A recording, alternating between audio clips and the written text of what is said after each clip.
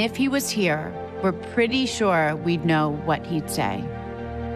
So before we show you a film about our dad's journey, we wanted to give Beau the last word. Beau? Beau, take it away. Hi, my name is Beau Biden, Attorney General of the state of Delaware. Here to talk to you about something that's very important to me and to my office, senior abuse, which falls into one of three categories: abuse, neglect, or financial exploitation. For every one of these types of crimes that's reported to our office, 5 go unreported. But 2 million senior Americans are affected every year. And 80% of these crimes are committed by family members against their so-called loved one. We need your help. Seniors need your help. To care for our seniors. It says that 10 years from now, if you're a 65-year-old who's eligible for Medicare, you should have to pay nearly $6,400 more than you would today. It says instead of guaranteed health care, you will get a voucher. And if that voucher isn't worth enough to buy the insurance that's available in the open marketplace, well, tough luck. You're on your own. Put simply, it ends Medicare as we know it. It's a vision that says up to 50 million Americans have to lose their health insurance in order for us to reduce the deaths. Who are these 50 million Americans? Many are somebody's grandparents. Somebody's grandparents. Granddaughter interview, take one.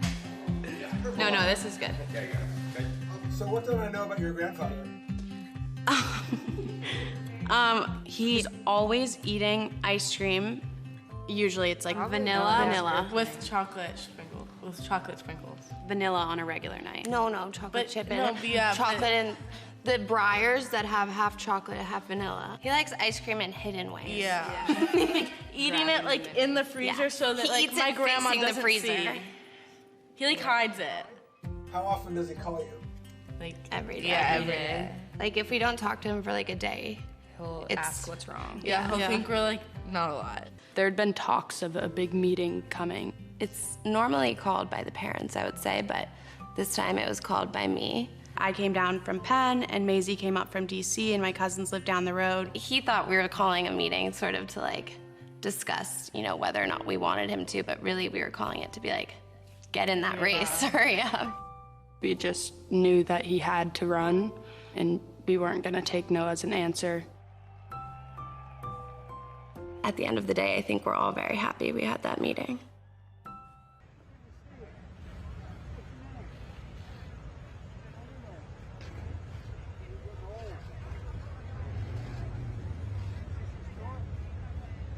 People say you got to run, and one of the things you have to do as a politician is check yourself and say, wait a minute, running is hard and it's brutal. Oh, it is. And President Trump has shown that he likes to get involved in a fist fight. Are you on for that? Are you ready for a full campaign of that? Well, our family has been through a lot of campaigns. We're, I think, pretty resilient. The children and our grandchildren are used to campaigning, and when we decided we thought we were going to do this, we called all the grandkids. All 5 of them came. We sat in the library and said, what do you think? Pop's thinking about this. And to a child, they said, Pop has to run. He has to do this. And they were really positive about it. So they're going to be out there working hard for him. There'd been talks of a big meeting coming. It's normally called by the parents, I would say, but this time it was called by me. I came down from Penn, and Maisie came up from DC, and my cousins lived down the road. When we decided we thought we were going to do this, we called all the grandkids. All 5 of them came. We sat in the library and said, what do you think? Pop's thinking about this. Get in that race, hurry up. We weren't gonna take no as an answer. He might be up in the polls. He might be boosted by the networks. He may win the debate by not pooping his pants. But he does have a little problem with the Sleepy Joe image. When the words don't quite fall out right, like, well, 1,000 examples, but this one in particular. COVID has taken this year, just since the outbreak, has taken more than 100 years. Look, here's the lives, when you think about it, more lives this year than any other year for the past 100 years. Nailed it. Because we cannot get re-elect, we cannot win this re-election. Excuse me, we can only re-elect Donald Trump. I myself, just don't tell anybody I told you this, especially don't tell Joe Biden. I don't think that there should be any debates. 4 more years of Donald Trump will go down as an aberration. Hard to overcome the damage he's done, but we can overcome it. 8 more years of Donald Trump will change America in a fundamental way.